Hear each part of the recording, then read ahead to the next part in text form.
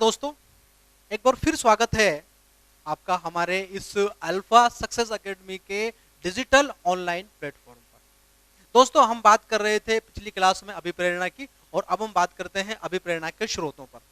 Source of motivation, अभिप्रेरणा के स्रोत कितने स्रोत हैं? तो अभिप्रेरणा के 4 स्रोत बताए गए हैं। कितने स्रोत हैं दोस्तों? 4 स्रोत हैं हम जिन पर चर्चा करते हैं। अभिप्रेरणा का जो सबसे प्रमुख और प्राथमिक स्रोत है उसे हम आवश्यकता कहते हैं। आवश्यकता, नीड। आवश्यकता दोस्तों अभिप्रेरणा का सबसे प्रमुख और प्राथमिक स्रोत है। स्रोत का मतलब क्या होता है? उत्पत्ति स्थल या प्राप्ति स्थल कि अभिप्रेरणा निकलती कहां से है, अभिप्रेरणा का उद्भव कहां से होता है। तो अभिप्रेरणा का उद्भव होता है आवश्यकता से। हमने इस बात को सुन रखा है, पढ़ रखा है कि आवश्यकता आविष्कार की जननी होती है। जब हमने पढ़ा था अधिगम के सिद्धांतों को, तो मैंने आपको बताया था, यदि आपने नहीं देखा है तो आप पुरानी वीडियो को भी जाकर के देख लें। वहां मैंने आपको बताया था कि भाई जो जितने भी प्रयोग हुए हैं उन प्रयोगों में जानवरों को भूखा रखा गया था। उसका क्या कारण था कि वहां उनको आवश्यकता महसूस कराई गई थी, क्योंकि जब आवश्यकता होती है तभी व्यक्ति किसी काम को करने के लिए क्रियाशील होता है। तो यहाँ पर सबसे पहला जो उसका घटक होता है, सबसे पहला जो उसका एलिमेंट है, जो सोर्स है, वो क्या होता है दोस्तों? वो होता है आवश्यकता, नीड। ठीक है, नीड जो होती है। अब नीड क्या होती है? तो नीड कमी को दर्शाती है या कभी कभी अति को भी दर्शाती है। यहां नीड से तात्पर्य अभाव से होता है। किससे होता है? अभाव से। हमारे शरीर में जब किसी चीज का अभाव आ जाता है, जब किसी चीज की कमी हो जाती है, तो फिर हमारे शरीर में उस चीज की आवश्यकता महसूस की जाने लगती है और फिर उसको प्राप्त करने के लिए हमारा शरीर क्रियाशील हो जाता है। ठीक है, विद्वान हुए हैं जिनका नाम वुडवर्थ है। क्या नाम है दोस्तों? वुडवर्थ। वुडवर्थ कहते हैं कि शरीर में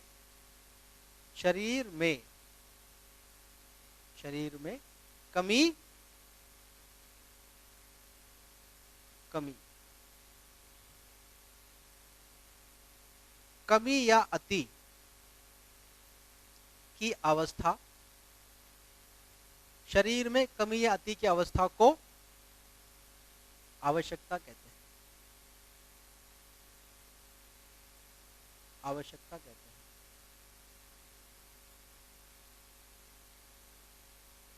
ऐसा वुडवर्थ महोदय ने कहा कि वुडवर्थ कहते हैं कि दोनों चीजें, उसमें कमी भी है और उसमें क्या है? अति भी।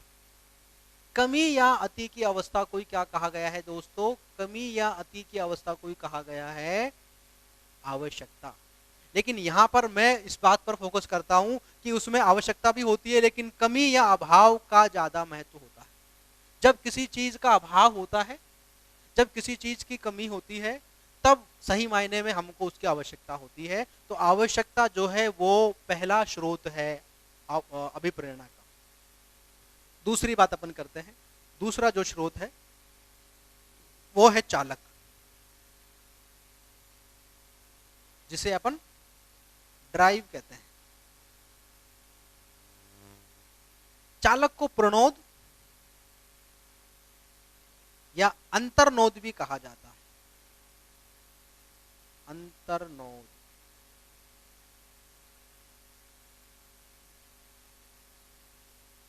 ये इसके दूसरे नाम है, प्रणोद या अंतर्नोद। ठीक है, तो आवश्यकता होती है और दूसरा स्रोत उसका क्या होता है? चालक होता है।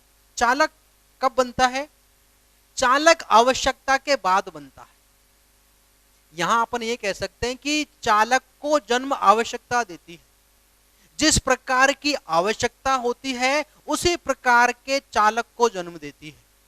जिस प्रकार की आवश्यकता होती है उसी प्रकार का चालक बनता है। तो चालक जो है वो कहां से बनता है? आवश्यकता से बनता है। चालक का काम क्या होता है? चालक तनाव उत्पन्न करता है। चालक क्या काम करता है दोस्तों? तनाव उत्पन्न करता है। जब आवश्यकता के कारण से किसी मांग को मनवाया जाना होता है, तो उस मांग को मनवाने के लिए उस आवश्यकता को पूरा करवाने के लिए आवश्यकता अपनी बात को ठीक प्रकार से नहीं रख पाती है। तो जो आवश्यकता होती है वो चालक को बनाती है। चालक एक प्रकार का प्रतिनिधि होता है, रिप्रेजेंटेटिव होता है, जो आवश्यकता की मांग को, आवश्यकता की बात को बलपूर्वक रखता है। तो चालक क्या है? एक प्रकार का विशेष बल होता है चालक में। चालक में क्या होता है? विशेष बल होता है। प्रणोद जिसको अपन कहते हैं, ये एक विशेष बल है जो बात को कैसे कहता है? बलपूर्वक रखता है। और बलपूर्वक जब बात को रखता है तो क्या उत्पन्न कर देता है? वो तनाव उत्पन्न कर देता है। ठीक है, तो जो शरीर है उस शरीर में इंटरनली जो तनाव होता है, भूख जब लगती है तो अपन देखते हैं कि अंदर पेट में से आंतों में आवाज आना शुरू हो जाती है, लगता है यार बहुत जोर की भूख लग रही है, खाना लेकर के आओ। इसी प्रकार जब प्यास लगती है तो गला इतना सूख जाता है कि बिल्कुल बहुत ही मतलब आपको परेशानी हो जाती है। तो वो जो स्थिति है वो चालक की स्थिति है। ठीक है, हम यहाँ एक एग्जाम्पल से भी इसे समझेंगे। जैसे अपन बात करते हैं, पहले हम एक बात और ले लें यहाँ, तब उसको समझेंगे अपन। हम पहले तीसरे घटक को भी देख लें, तीसरे स्रोत को भी। इसे अपन प्रोत्साहन कहते हैं। प्रोत्साहन, इंसेंटिव होता है ये, प्रोत्साहन, इंसेंटिव। ये क्या होता है? इंसेंटिव वो है जिससे आवश्यकता की पूर्ति होती है और चालक की संतुष्टि होती है। ठीक है, आवश्यकता की पूर्ति, आवश्यकता की पूर्ति और चालक की संतुष्टि।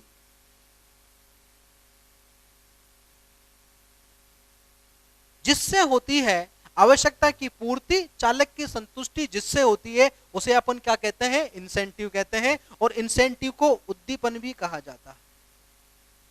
इंसेंटिव को अपन क्या कहते हैं? उद्दीपन भी कहते हैं। अब हम इन तीनों को एक एग्जाम्पल के माध्यम से समझते हैं। देखिए, जैसे हम बात करें कि किसी व्यक्ति के शरीर में, किसी बालक के शरीर में अपन यहां पर बात करें कि ऊर्जा की कमी हो गई भाई। किसकी कमी हो गई? ऊर्जा की कमी। जब कमी की बात हो रही है, आवश्यकता हो गई, तो यहां उत्पन्न हो जाती है आवश्यकता। क्या उत्पन्न हो जाती है? आवश्यकता। आवश्यकता उत्पन्न होते से व्यक्ति क्रियाशील हो जाता है। ठीक है, लेकिन आवश्यकता बहुत इफेक्टिव तरह से अपनी बात को नहीं रख पाती है। तो आवश्यकता क्या हो गई? भोजन की आवश्यकता। भोजन की आवश्यकता है भाई। यहां पर बात समझ में आ रही है कि जो हमें ऊर्जा है वो किससे मिलनी है? भोजन से मिलनी है। तो जब शरीर में ऊर्जा की कमी है तो आवश्यकता किसकी हो गई? आवश्यकता भोजन की हो गई ना। अब क्या है, जब भोजन की आवश्यकता है तो मुझे बताइए, हम भोजन कब करते हैं? कब करते हैं बोलिए? हाँ, भोजन करते हैं जब भूख लगती है। क्या लगती है? भूख लगती है। तो यहां अपन बात करते हैं भूख। अब भूख क्या है? यहां पर चालक है। अब देखिए, आवश्यकता किस प्रकार की थी? मैंने आपसे पहले कहा कि जिस प्रकार की आवश्यकता होती है उसी प्रकार का चालक बनता है। तो यहां आप देख रहे हैं आवश्यकता किसकी है? ऊर्जा की। आवश्यकता किसकी है? भोजन की। भोजन जब आवश्यकता है तो किसको बनाएगी? चालक को। तो यहां पर चालक कौन है? भूख है। यहां पर चालक कौन है? भूख है। अब भूख किससे मिटेगी? बात करने से, पानी पीने से। किससे मिटेगी भूख? भूख मिटेगी भोजन से। किससे मिटेगी भूख? भोजन से। तो भोजन जो है वो किसका काम कर रहा है? भोजन काम कर रहा है प्रोत्साहन का। किसका काम कर रहा है? प्रोत्साहन का। जैसे अपन क्या कहते हैं? उद्दीपन। क्योंकि भोजन क्या है? भोजन उद्दीपन है, स्टिमुलस है भोजन। कैसा स्टिमुलस है? स्वाभाविक उद्दीपन है भोजन। कैसा स्टिमुलस है भोजन? स्वाभाविक उद्दीपन। ठीक है, अब पूरा दोबारा देखिए इसको कि हमारे शरीर में ऊर्जा की कमी हो गई। ऊर्जा की कमी होते से ही शरीर डिमांड करता है। डिमांड का मतलब आवश्यकता हो गई उसको, क्योंकि डिमांड कब करेंगे? जब आवश्यकता हो। आवश्यकता नहीं तो डिमांड नहीं करेंगे। आवश्यकता किसकी हो गई? कि शरीर को एनर्जी चाहिए, मतलब भोजन चाहिए। अब शरीर को क्या चाहिए? भोजन। और भोजन हम कब करते हैं? जब भूख लगती है। तो भूख किसका काम कर रहा है? चालक का। अब जब भूख लगती है जोरों की, तो हमें क्या मिल जाए? जब भूखे व्यक्ति को भोजन मिल जाए तो उसकी आत्मा तृप्त हो जाती है, उसका मन प्रसन्न हो जाता है। तो अब देखिए, जो तनाव बन रहा था, चालक के द्वारा जैसे ही भोजन मिल जाता है वो तनाव खत्म हो जाता है, क्योंकि चालक की क्या हो जाती है, संतुष्टि हो जाती है। और जब भोजन मिल गया, भोजन से आपको क्या मिल गई, ऊर्जा, तो आवश्यकता की क्या हो गई, पूर्ति हो गई। क्लियर हो गई बात। तो यहां पर भोजन जो है वो किसका काम करता है, इंसेंटिव का काम करता है। जैसे आपने काम किया, आपने काम क्यों किया, क्योंकि आपको पैसे की आवश्यकता है, पैसे की आवश्यकता के कारण से आपने काम किया। अब यदि काम के बाद आपको तनख्वाह न मिले तो क्या होगा, काम नहीं करेंगे ना, और टेंशन में आ जाएंगे ना। लेकिन काम के होते से ही जब आपको पैसा मिल जाता है, तो जो पैसा, जो धन आपको मिला है, वो आपके लिए किसका काम कर रहा है, इंसेंटिव का काम कर रहा है। आप और ज्यादा काम करेंगे, जल्दी जल्दी काम करेंगे। बात समझ में आ रही है। इस प्रकार से काम चलता है मोटिवेशन का। दूसरा उदाहरण अपन बात कर सकते हैं। मान लीजिए शरीर में पानी की कमी हो गई। किसकी कमी, पानी की कमी। ठीक है, तो अब चालक क्या बनेगा, प्यास। चालक क्या बनेगा भाई, प्यास। अब प्यास किससे बुझेगी, प्यास तो दोस्तों पानी से ही बुझती है। आप चाहे कुछ पी लीजिए, आपको लगता है कि लिम्का, कोका कोला या पेप्सी पीने से प्यास बुझती है, तो मैं आपको कह रहा हूं कि ये सब फालतू की बातें हैं। प्यास तो भैया पानी से ही बुझती है। बात समझ में आ रही है आपको। तो यहां देखिए सवाल आए हुए हैं, तो आप चीज को समझ लीजिए। वो कहते हैं कि भूख क्या है, अभिप्रेरणा के संदर्भ में भूख क्या है। अब हमें पता ही नहीं है भूख क्या है, तो आप इस चीज को आज जान लीजिए कि भूख चालक होता है, प्यास चालक होता है। ठीक है, नींद चालक है। नींद क्या है, चालक है। आप कब सोते हैं, बोलिए कब सोते हैं आप, कभी भी सो जाते हैं क्या, जब आपको नींद, आप क्या कहते हैं, जोरों की नींद आ रही है। इसका मतलब क्या है, जब तक आपको बहुत जोर की नींद ना आए ना, आप सो नहीं सकते हैं। तो नींद किसका काम करता है, चालक का काम करता है। और नींद के बाद जब आप सो जाते हैं, तो ये जो सोना है ना, ये आपका क्या है, इंसेंटिव। नींद के बाद आप सो गए, सोते से नींद की पूर्ति हो जाती है, फिर कोई परेशानी नहीं रहती है। ठीक है, इसी प्रकार से जो काम होता है, वो काम जो है ना, जो काम शक्ति आपकी है, वो भी आपके लिए चालक का काम करती है। और जैसे ही आप वो काम क्रीड़ा कर लेते हैं, तो आपकी संतुष्टि हो जाती है। ठीक है, तो यहां पर कहने का तात्पर्य यह है कि यहां अपन जब बात करते हैं अभिप्रेरणा के स्रोतों की, तो अभिप्रेरणा का सबसे प्राथमिक स्रोत तो आवश्यकता होती है। आवश्यकता चालक को बनाती है, और इनकी पूर्ति किससे होती है, प्रोत्साहन से होती है। तो ये है आपका, ये अभिप्रेरणा की यहां पर बात है। ये तीन स्रोत है। अब बात करते हैं चौथे स्रोत पर। अभिप्रेरणा का जो चौथा स्रोत है दोस्तों, उसे अपन कहते हैं प्रेरक, मोटिव। प्रेरक, मोटिव जिसे अपन कहते हैं। प्रेरक की अलग से कोई डेफिनेशन, अलग से कोई यहां पर बात नहीं है। प्रेरक के लिए अनेक पुस्तकें इस बात को कहती हैं कि भाई प्रेरक जो है एक व्यापक शब्द है।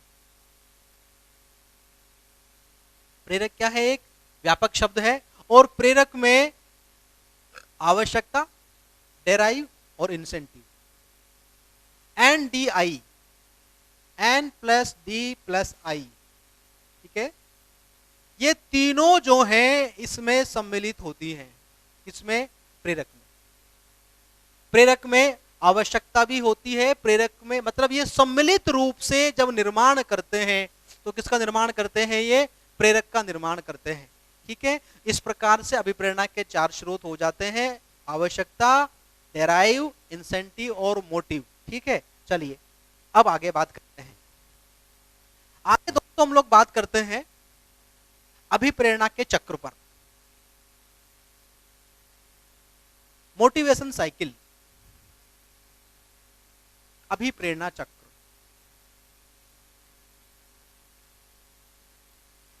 अभिप्रेरणा चक्र, मोटिवेशन साइकिल। अभिप्रेरणा चक्र क्या है, ठीक है, तो जैसा इसके नाम से ये कि भाई साइकिल है, तो इसमें क्या होता है, सबसे पहले व्यक्ति को आवश्यकता महसूस होती है।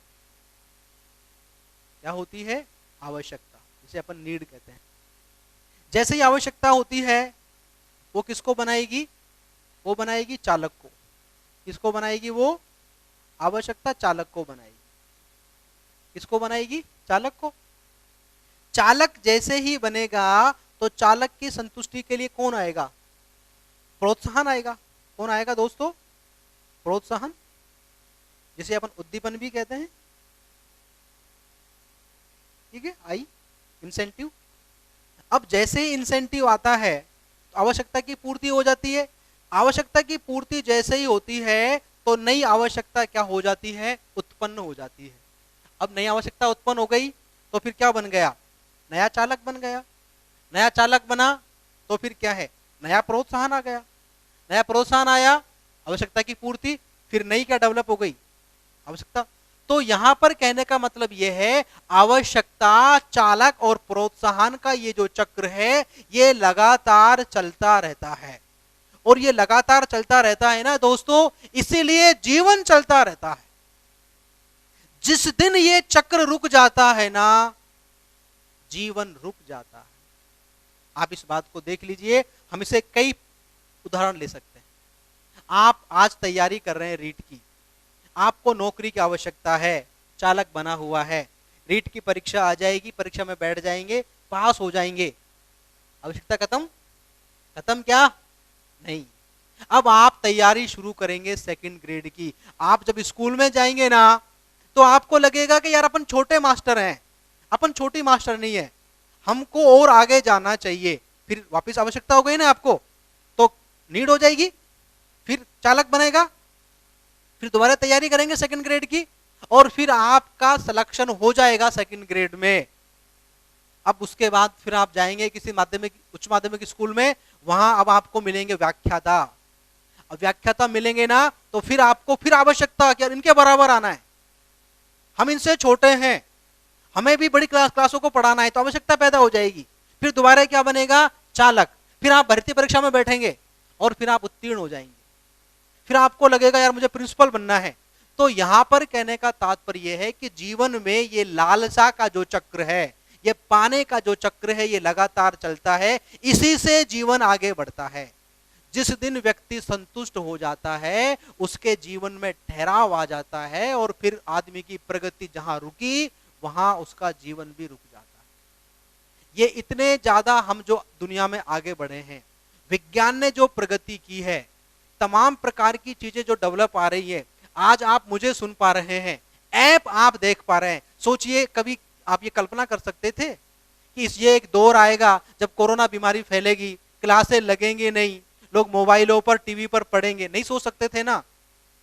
आवश्यकता हुई ना, चालक बना, हम लोगों ने काम शुरू किया, अपने वीडियोस बनाए, ऐप बनाया, आप लोगों तक पहुंच रहे ना। कभी कोई नया समय आएगा तो उससे आगे की चीजें पहुंचेंगी। तो यहां पर कहने का तात्पर्य है दोस्तों, जीवन को आगे बढ़ाने के लिए अभिप्रेरणा चक्र बहुत महत्वपूर्ण भूमिका निभाता है। और अभिप्रेरणा चक्र का मतलब यह होता है, आवश्यकता होती है एक, चालक को बनाती है, उससे इसकी पूर्ति होती है। एक आवश्यकता पूर्ति होती नहीं है, उससे पहले ही दूसरी की शुरुआत हो जाती है, फिर दूसरा चालक बनता है, फिर उसकी पूर्ति होती है, दूसरी की पूर्ति हुई भी नहीं है अभी कि तीसरी शुरू हो जाती है। यह चक्र लगातार जारी रहता है, इसको कहा गया है अभिप्रेरणा चक्र। इसी से जीवन लगातार गतिशील, क्रियाशील रहता है। क्लियर दोस्तों, यह आपका क्या है, अभिप्रेरणा चक्र है। चलिए अब बात करते हैं आगे।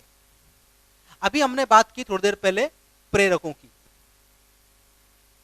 प्रेरक, मोटिव।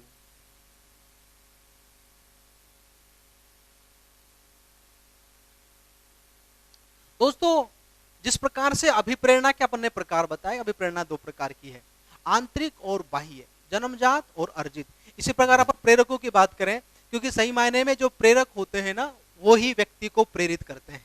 प्रेरकों का काम क्या है, व्यक्ति के व्यवहार को दिशा देना, व्यक्ति के व्यवहार को प्रेरित करना, ये प्रेरकों का काम है। इस प्रकार अपन ने बात की कि भाई अभिप्रेरणा के 4 स्रोत हैं, उसमें से चौथा स्रोत कौन सा है, प्रेरक। अब ये जो प्रेरक होते हैं ना, ये कितने प्रकार के होते हैं, तो अलग अलग व्यक्तियों ने प्रेरकों के प्रकार बताए हैं। अपन यहां पर पहले बात कर रहे हैं थॉमसन के अनुसार। थॉमसन के अनुसार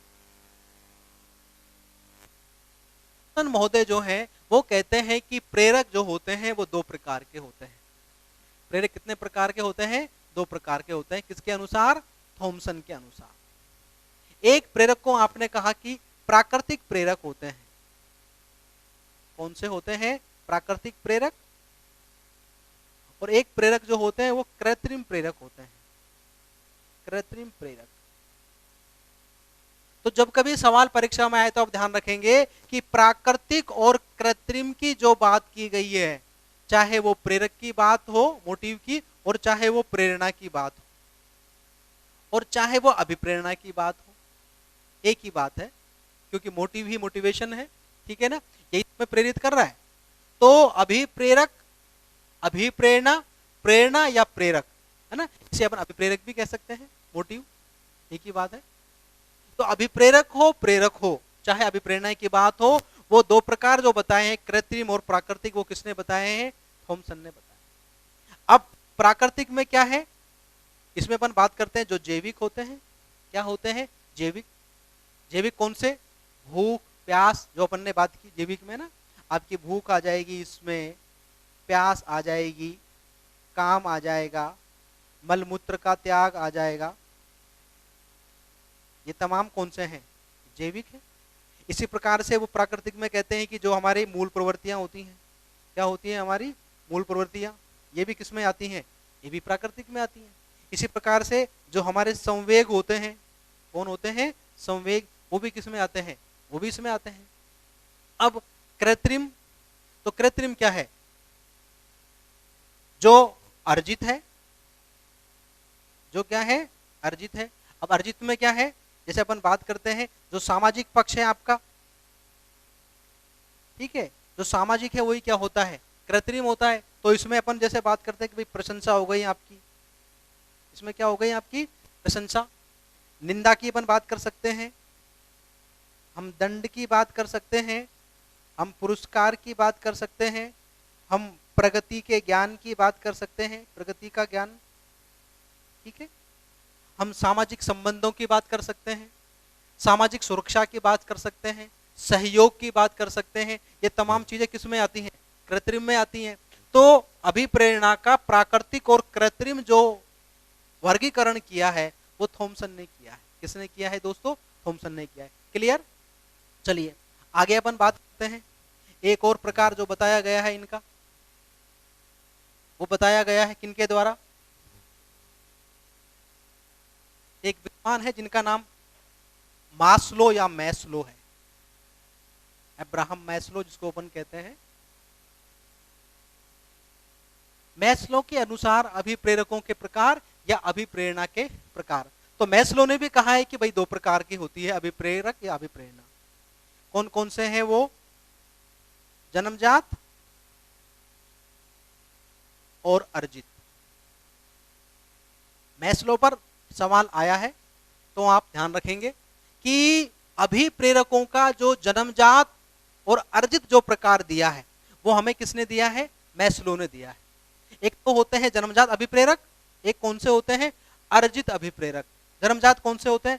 जो भी अपन ने पढ़े, भूख है, प्यास है, काम है, संवेग है, ये सब कैसे हैं? जन्मजात है। मूल प्रवृत्तियां कैसी हैं? जन्मजात है। और अर्जित में कौन से होते हैं? अब अर्जित में यहां दो पक्ष हैं, एक तो सामाजिक पक्ष है और एक व्यक्तिगत पक्ष है। अर्जित जो होते हैं वो दो प्रकार के, सामाजिक और व्यक्तिगत, ठीक है ना। तो कुछ तो हमको सामाजिक पक्ष से मिलते हैं अपन को, तो सामाजिक सुरक्षा है, नेतृत्व है, सहयोग है, और कुछ व्यक्तिगत रूप से होती है जैसे प्रशंसा वगैरह जो चीजें हैं, ठीक है। तो यहाँ पर कहने का मतलब यह है कि जो जन्मजात है वो एक प्रकार से आंतरिक वाला ही है, धनात्मक वाला ही है, और अर्जित कौन सा है? जो हमें बाहर से मिल रहा है, जो हमें समाज से मिल रहा है, ठीक है। चलिए, तो ये हुआ किसका? मास्लो का, जन्मजात और अर्जित। क्लियर? आगे एक और प्रकार की बात करते हैं।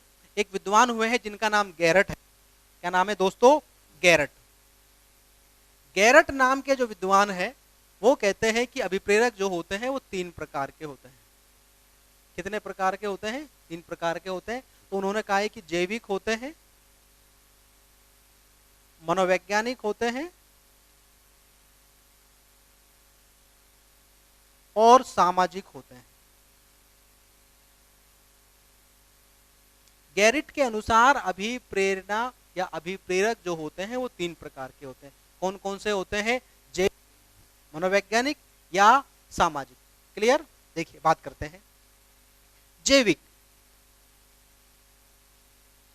जैविक में अपन जैसा अभी पढ़ रहे थे, जैसा कि थॉमसन ने कहा है और मास्लो ने कहा है, इसमें भूख, प्यास, काम, मल मूत्र का त्याग, ये तमाम आ जाते हैं, ठीक है ना।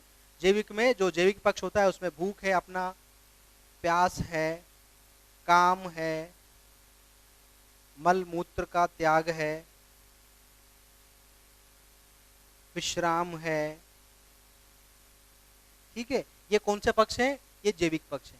अब देखिए मनोवैज्ञानिक में आपने किसको रखा है? जो अपने संवेग होते हैं। क्या होते हैं? संवेग। इसमें आपने जैसे मान लीजिए आपका क्रोध है, भय है, ठीक है, इसी प्रकार से आपकी इसमें ईर्ष्या है। तो जो संवेग वाला पक्ष है आपने वो किस में रखा है? आपने मनोवैज्ञानिक में रखा है। और सामाजिक में जो सामाजिक सुरक्षा है,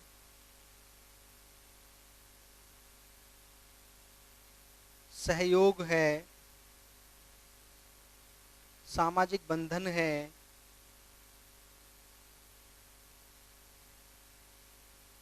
ठीक है, ये जो तमाम चीजें हैं ये आपने यहां पर रखी है सामाजिक में।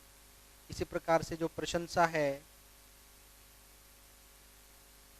सहानुभूति है, सहयोग है, ये आपने यहाँ कहाँ रखे? इस वाले में रखे। तो गैरट के अनुसार 3 प्रकार हैं, थॉमसन के अनुसार 2 प्रकार हैं और मास्लो के अनुसार 2 प्रकार हैं। ओवरऑल अपन बात करें तो अभिप्रेरणा के 2 ही प्रकार होते हैं, केवल गैरट ने 3 प्रकार बताए हैं। क्लियर हुआ? तो अभिप्रेरणा के प्रकार हो, अभिप्रेरकों के प्रकार हो, मुख्य रूप से अपन बात करेंगे तो 2 प्रकार हमको परीक्षा में करके आने हैं। लेकिन अगर नाम वाइज आ जाए तो उसमें गैरट के अनुसार 3 प्रकार है, बाकी कितने प्रकार हैं? 2 प्रकार हैं। क्लियर हुआ? चलिए आइए अब बात करते हैं अभिप्रेरणा के सिद्धांतों पर।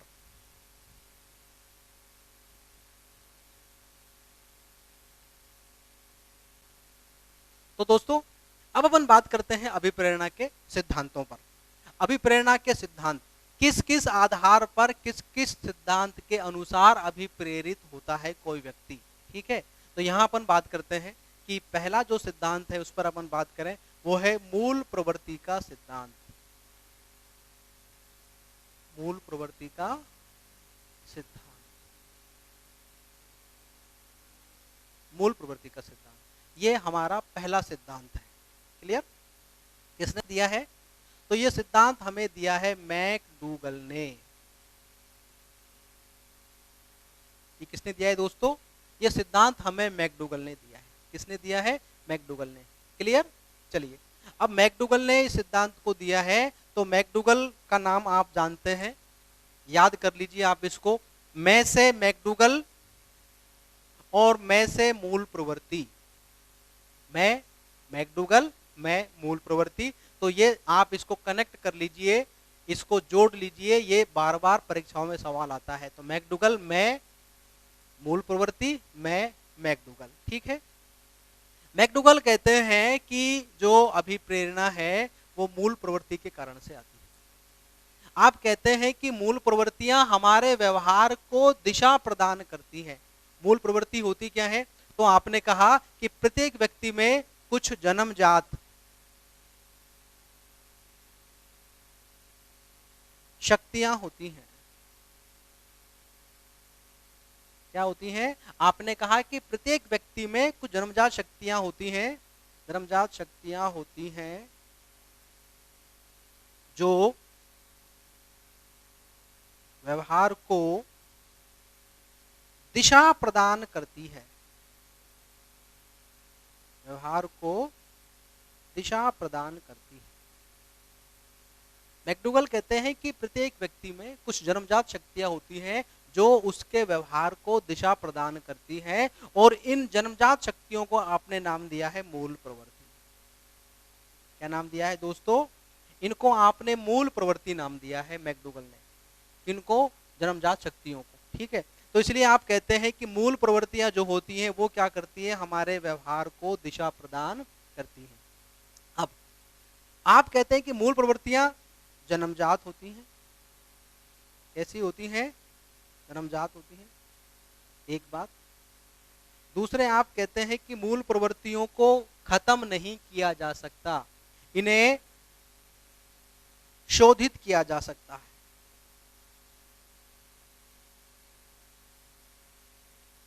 परिष्कृत किया जा सकता है, लेकिन अपन इन्हें खत्म नहीं, अब सोचिए खत्म नहीं कर सकते हैं। ठीक है, इसी प्रकार से अपन कहते हैं कि मूल प्रवृत्तियां जो होती हैं ये क्या करती हैं, ये व्यवहार को दिशा प्रदान करती हैं।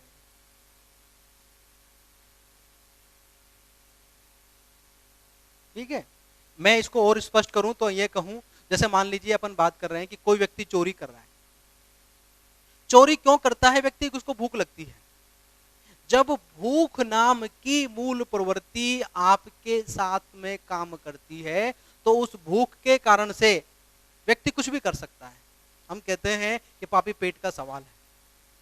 मित्रों, अगर ये पेट ना होता ना तो कुछ करने की जरूरत ही नहीं थी।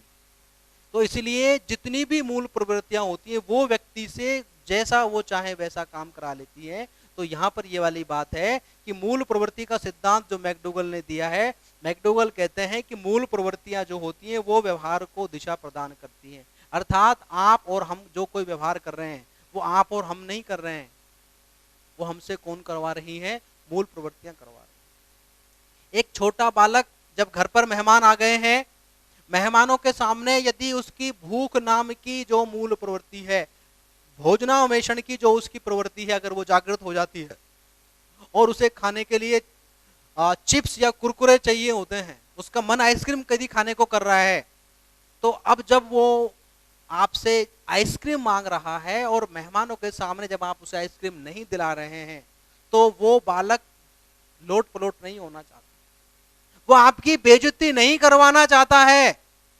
वो मूल प्रवृत्ति है जो काम कर रही है, जिसके कारण से बच्चा जिद करता है, रोना झींकना शुरू करता है और आपके पूरे घर का माहौल खराब कर देता है। एक प्रकार से कहना चाहिए कि दूसरे लोगों के सामने आपकी बेइज्जती करा देता है। बच्चा नहीं करवाना चाह रहा था, किसने करवाया है, मूल प्रवृत्ति ने कराया। बात समझ में आ रही है? आप डरना नहीं चाहते हैं, आप भागना नहीं चाहते हैं, आप समस्या का डट करके मुकाबला करना चाहते हैं, लेकिन आपके यहां पर पलायन नाम की जो मूल प्रवृत्ति होती है, उस पलायन नाम की मूल प्रवृत्ति में जो भय नाम का संवेग जुड़ा होता है, इस वजह से आप किसी स्थिति से पलायन करने की ओर बात करते हैं। जो पुरुष होते हैं उनमें बच्चों को प्यार करने की जो क्षमता है वो कम है, लेकिन कोई भी स्त्री जो होती है वो किसी भी बच्चे को बहुत ज्यादा प्यार करने की ओर यदि प्रवृत्त हो रही है तो वो स्त्री नहीं करना चाहती है। उसके अंदर जो वात्सल्य भाव है, जो ममतत्व का भाव है, वो उसे प्रेरित कर रहा है। तो ये यहाँ पर कहा गया है मैकडोगल के द्वारा कि मूल प्रवृत्तियां जो हैं वो हमारे व्यवहार को दिशा प्रदान करती हैं। कहने का तात्पर्य यह है कि अगर कोई व्यक्ति किसी काम को करने के लिए प्रेरित हो रहा है तो उसके पीछे कारक कौन है, मूल प्रवृत्ति है। अगर मूल प्रवृत्ति नहीं होती तो वो उस काम को नहीं करता। ऐसा कौन कहते हैं, ऐसा मैकडोगल कहते हैं। क्लियर? चलिए आगे बात करते हैं।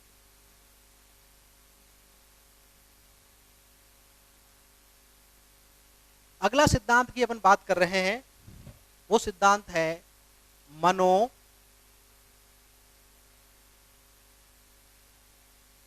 विश्लेषणात्मक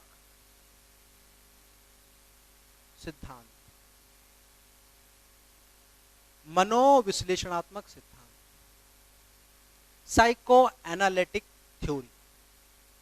यह सिद्धांत किसने दिया है? ये दिया है हमको सिगमंड फ्रायड ने। किसने दिया है दोस्तों? Sigmund Freud. वियना ऑस्ट्रिया के रहने वाले जो मूल रूप से मनोचिकित्सक थे, साइकेट्रिस्ट जो थे, फ्रायड जिनका नाम है, जिनको बहुत बड़ा योगदान मनोविज्ञान के क्षेत्र में माना जाता है। खासतौर से जो क्लिनिकल साइकोलॉजी है वहां की अपन यदि बात करते हैं, जो अबनॉर्मल साइकोलॉजी है वहां की अपन बात करते हैं, तो उसके लिए एक बहुत बड़ा योगदान रहा है फ्रायड का। तो फ्रायड ने कहा है कि जो कोई व्यक्ति किसी काम को करने के लिए प्रेरित होता है तो उसके लिए आपने कहा कि यहां पर अपन बात करते हैं सुख की। किसकी बात करते हैं? सुख। फ्रायड कहते हैं व्यक्ति उन क्रियाओं को करता है, व्यक्ति उन कार्यों को करता है जिसमें उसे सुख मिलता है। इसमें उसे क्या मिलता है दोस्तों? सुख मिलता है, क्योंकि वो सुखवादी सिद्धांत से प्रेरित होता है। किससे प्रेरित होता है? सुखवादी सिद्धांत से प्रेरित होता है। तो यहां पर जो फ्रायड है वो इस बात को कहता है कि व्यक्ति वो क्रियाएं करता है जिनमें उनको सुख मिलता है। अब सुख किसमें मिलता है, तो यहाँ अपन बात करते हैं। तो आपने कहा कि दो प्रकार के, आपने तीन प्रकार के मन बताए। एक होता है चेतन, एक होता है अर्धचेतन, और एक होता है अचेतन। तो सबसे ज्यादा जो फोकस आपका रहा वो किस पर रहा, अचेतन पर। किस पर रहा, अचेतन पर। अचेतन क्या होता है, अचेतन के लिए आपने कहा कि अचेतन दमित इच्छाओं का पुंज होता है। अचेतन क्या है, दमित इच्छाओं का पुंज, पुंज अचेतन है। जो अचेतन है ना, उसमें हमारी दबी हुई इच्छाएं होती हैं, हमारी दबी हुई कामनाएं होती हैं। किसमें, अचेतन में।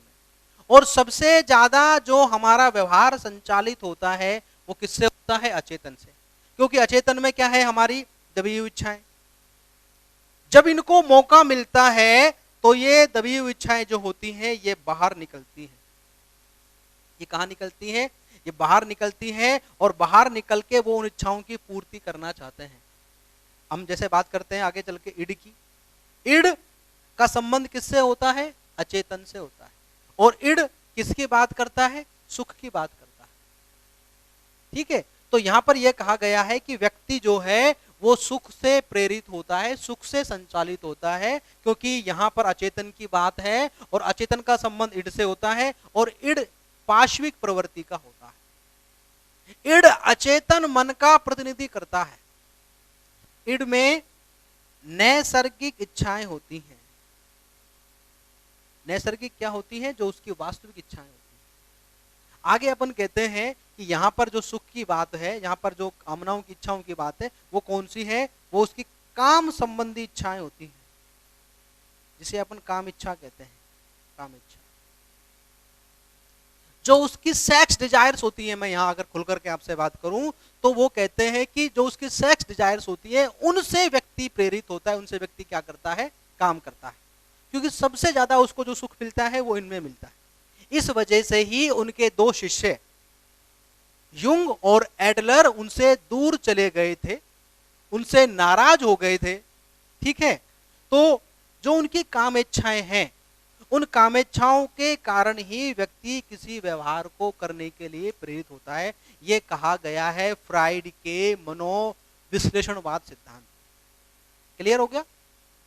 तो फ्राइड का जो सिद्धांत है, जिसका नाम क्या है, मनोविश्लेषणवाद, इस सिद्धांत में आपने कहा है कि व्यक्ति जो होता है वो उन क्रियाओं को करना चाहता है जिनसे उन्हें सुख की प्राप्ति होती है।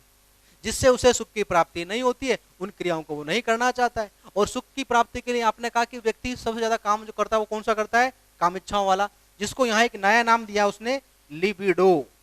क्या नाम दिया है, लिबिडो। लिबिडो क्या है, उसकी सेक्स डिजायर्स है। तो जिनसे लिबिडो की संतुष्टि होती है, जिनसे उसे लिबिडो की आवश्यकताओं की पूर्ति महसूस होती लगती है, उन क्रियाओं को व्यक्ति करता है। आगे जो बात की गई कि अचेतन से संबंधित जो क्रियाएं होती हैं, जिनका संचालन अचेतन मन से होता है, उन क्रियाओं को व्यक्ति ज्यादा करता है, क्योंकि अचेतन में दबी हुई इच्छाएं होती हैं। और जब व्यक्ति को मौका मिलता है, व्यक्ति अपनी दबी हुई इच्छाओं की पूर्ति करना चाहता है। और इसमें जो महत्वपूर्ण भूमिका निभाता है उसका ईड निभाता है। कौन निभाता है, उसका ईड निभाता है। क्लियर? चलिए आगे बात करते हैं फ्राइड में ही। फ्राइड ने कहा कि मूल प्रवृत्तियां जो होती हैं वो दो प्रकार की होती हैं। कितने प्रकार की होती हैं, दो प्रकार की। ठीक है, यहीं पर अपन बात कर रहे हैं। आपका जो चल रहा है मोटिवेशन, इसमें मोटिवेशन में आपने कही आगे कि जो मूल प्रवृत्तियां होती हैं मूल प्रवृत्ति वो दो होती है। एक तो कौन सी होती है, एक होती है जीवन मूल प्रवृत्ति। कौन सी होती है, जीवन मूल प्रवृत्ति, जिसे अपन कहते हैं इरोज। एक होती है मृत्यु मूल प्रवृत्ति, मृत्यु मूल प्रवृत्ति, जिसे अपन कहते हैं थैनाटोस। क्या कहते हैं, थैनाटोस। इरोज और थैनाटोस, बात समझ में आई? चलिए देखिए, जीवन मूल प्रवृत्ति का मतलब यह है कि इसके कारण से व्यक्ति आशावादी काम करता है। सकारात्मक काम करता है, अच्छे काम करता है, निर्माणात्मक काम करता है, ये निर्माण का प्रतीक है, ये रचना का प्रतीक है, आशा का प्रतीक है। कौन? जीवन मूल प्रवृत्ति। और मृत्यु मूल प्रवृत्ति से थैनाटोस कहा गया है, ये विध्वंस का प्रतीक है, ये विनाश का प्रतीक है, ये निराशा का प्रतीक है। यहां अपन देखते हैं कि दोनों प्रकार के व्यवहार देखे जाते हैं। कुछ लोग हमेशा उदास निराश रहते हैं, दूसरों की बुराई करते रहते हैं, दूसरों की आलोचना में लीन रहते हैं, वो हमेशा उनके दिमाग में खुरापात चलती रहती है और वो हमेशा तोड़फोड़ की बात करते रहते हैं, दूसरों को नुकसान पहुंचाने की बात करते रहते हैं। ऐसे जो लोग होते हैं वो मृत्यु मूल प्रवृत्ति से प्रेरित होते हैं। कुछ लोग ऐसे होते हैं जीवन में चाहे लाख परेशानियां हो, बहुत सारे संकट आ रहे हो, लेकिन उसके बावजूद भी वो आशा की किरण को नहीं छोड़ते हैं। 100 बुराइयों में भी उसे एक अच्छाई नजर आ रही होती है। वो हमेशा निर्माण की बात करते हैं, वो हमेशा चीजों को बनाने की बात करते हैं, उनको कहते हैं जीवन मूल प्रवृत्ति। तो जो निराशा में आशा को जान लेता है, जिसे अपन कहते हैं कि एक में भी तन्हा थे, भीड़ में भी अकेले हैं, इतनी सारी भीड़ में भी जब आप अपने आप को अकेले पाते हैं तो आप मृत्यु मूल प्रवृत्ति में हैं। लेकिन आप अकेले ही चले थे और कारवां बढ़ता गया कि जब आप बात करते हैं कि बहुत समय ही आपने बहुत बड़ा अपना पूरा एक हुजूम बना लिया है, तो वो कौन सी है? जीवन मूल प्रवृत्ति है। इसीलिए जीवन बार बार नहीं मिलता है, जीवन से आदमी को प्रेरणा लेनी चाहिए। ये यहाँ पर फ्राइड ने कहा है तमाम लोगों के लिए कि व्यक्ति को जीवन मूल प्रवृत्ति से प्रेरित होना चाहिए। कभी भी व्यक्ति को उम्मीद नहीं छोड़नी चाहिए, व्यक्ति को आशा नहीं छोड़नी चाहिए। तो यहाँ पर यह है कि अच्छे काम जो होते हैं उनका संबंध किससे होता है? जीवन मूल प्रवृत्ति से होता है। और हम नकारात्मक जो काम करते हैं, हम बुरे काम गलत काम करते हैं, उसका संबंध किससे होता है? मृत्यु मूल प्रवृत्ति से होता है। क्लियर? चलिए आगे बात करते हैं अगले सिद्धांत पर।